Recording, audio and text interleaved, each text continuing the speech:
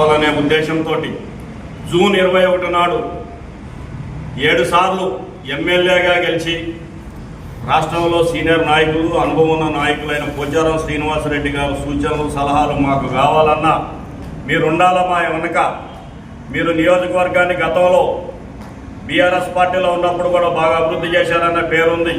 కాంగ్రెస్ పార్టీకి మీ సేవలు కావాలి, రాష్ట్ర ప్రజలకు మీ సేవలు కావాలనే ఉద్దేశంతో గౌరవ ముఖ్యమంత్రి రేవంత్ రెడ్డి గారు పోచారం శ్రీనివాసరెడ్డి గారి ఇంటికి స్వయానా వెళ్ళి ఆహ్వానించి మీ సేవలు మాకు కావాలని వినియోగించుకుంటాము అని రాష్ట్ర వ్యవసాయ సలహాదారుగా నియమించి సందర్భంలో బాన్స్వాడ నియోజకవర్గంలో కొంతమంది కపట నాయకులు, దురాలోచన పరులు,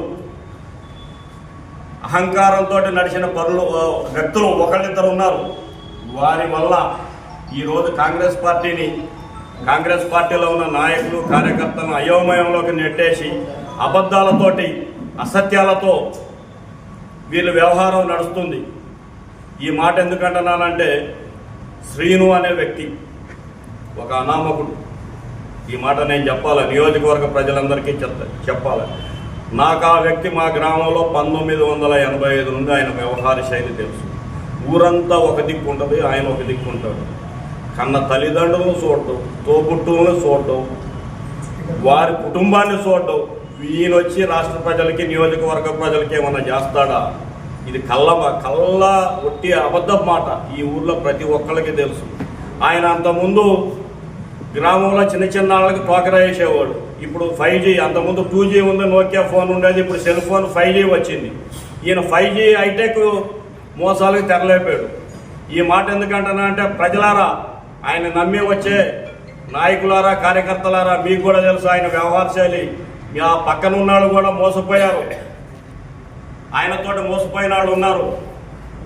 ఆయన ఆదివాసీల్ని, గిరిజనుల్ని, ములుగు, ఏటూరు, నాగారంలో ఇసుక క్వారీలతోటి మోసం చేసి వచ్చి ఆయన ప్రొటెక్ట్ కావటానికి రాజకీయం ఉసిగేసుకొని వర్ణి మండలం బాన్స్వాడ నియోజకవర్గంలో ఒక నాయకుడిని చలామణి కావటానికి చేస్తున్న ప్రయత్నాలు అక్కడ కోట్ల రూపాయలు ముంచొచ్చి ఈడ నేను రాజకీయ నాయకుడిని, నేను పెద్ద నా వెనక తోపుందంటే ఎవరు ఏమనరనే ఉద్దేశంతో తెరలేపిన వ్యక్తి ఈరోజు పోచారం శ్రీనివాసరెడ్డి గారి గురించి అభివృద్ధి చేయలేదని మాట్లాడుతున్నావు. నీకేమైనా బుద్ధి ఉందా? నిన్న నువ్వు మీటింగ్ పెట్టావు మోసరాలు, ఆ సీనాన్ని ఇచ్చిందారా అయ్యా పైసలు. ఆ పక్కన ఉన్నాయందో ఒకటి బాన్స్వాడ ఆఫీస్ ఉంది. ఆ ఆఫీస్ ఏదైతే ఉందో ఆ డబ్బులు కూడా సీనాన్న కొట్లాడి తీసుకొచ్చి డెవలప్ చేసిందేరా బాబు. నువ్వు ఈరోజు ప్రతిరోజు వర్ణి మండలం బ్యాంకు కాలనీలో రోడ్డు వేస్తాను, స్పెషల్ డెవలప్మెంట్ ఫండ్. ఆ రోడ్డు సీనాన్ని వేసింది. నువ్వు నడిపిన డివైడర్ రోడ్డు ఉంది, వర్ణి నుండి మోసరా దాకా నేను వెళ్ళాం చూసావా, అది సీనాన్ని వేసిందే.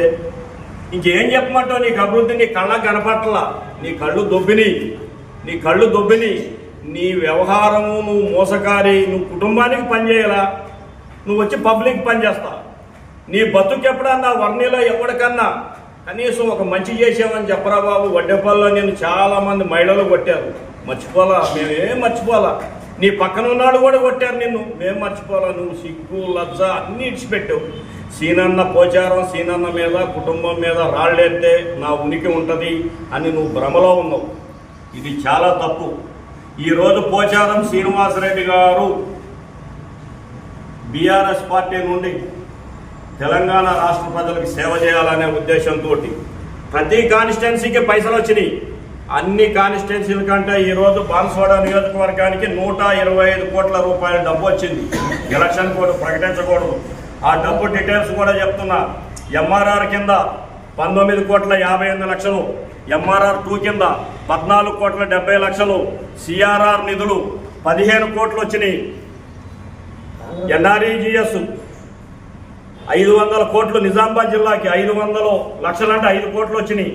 మళ్ళా కామారెడ్డి జిల్లాకి 12 కోట్లు వచ్చినాయి. అంగన్వాడీ బిల్డింగులకి 108 లక్షలు, 1,08,00,000 వచ్చినాయి.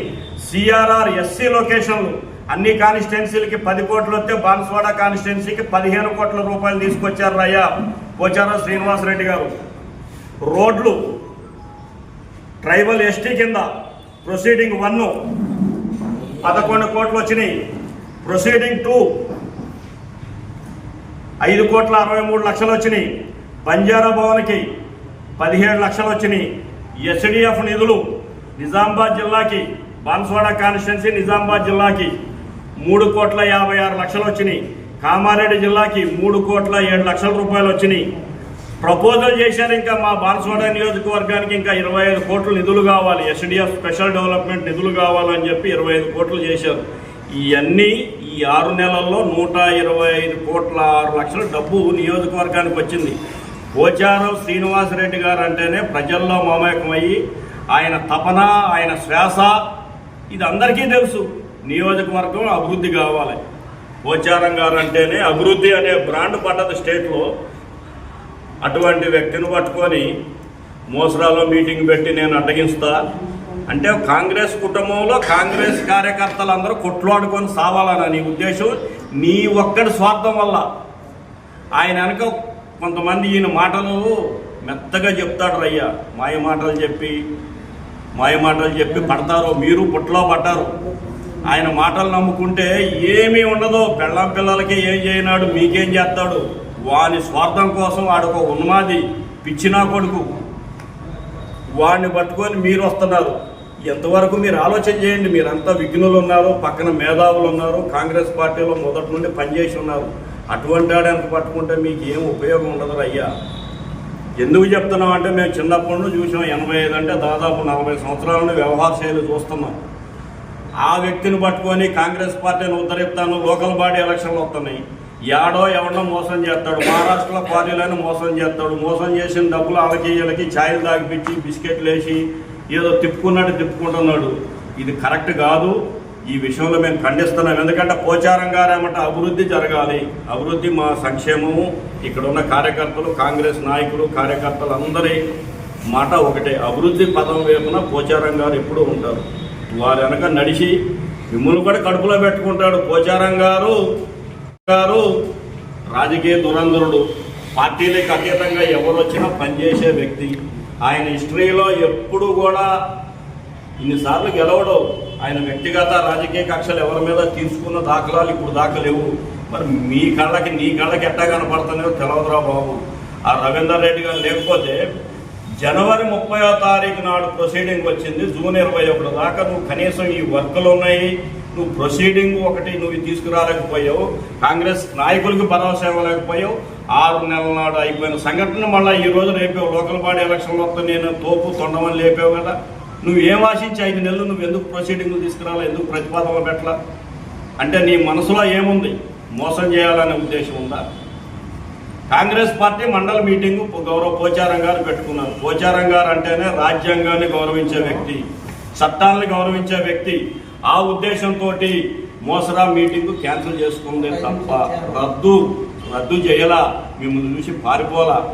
మేము వచ్చాం, నువ్వేమో దొబ్బెత్తావు ఏటో. అమాయకులు కార్యకర్తలు ఒక కుటుంబంలో వాళ్ళందరూ కొట్టుకొని సావాలన్నా నీ ఉద్దేశం? అంటే నీ ఉద్దేశం ప్రజలందరూ గమనిస్తున్నారు. కానీ కొంతమంది మేధావులు కూడా ఉన్నారు. మరి వాళ్ళకి ఏం మత్తు మందు పెట్టావో ఏమో, మరి వాళ్ళు కూడా ఆలోచన చేసుకోవాలి. ఈయన వ్యవహార శైలి ఏందో వర్ణీవత్తి ఎవరినని చెప్తారు, అడిగితే చెప్తారు. ఆయన వ్యవహార శైలి రవీందర్ రెడ్డిని గురుడికి పట్టించాడు. నువ్వు టీఆర్ఎస్లో టచ్లో ఉన్నావు, బీజేపీలో టచ్లో ఉన్నావు, నిజం కాదా?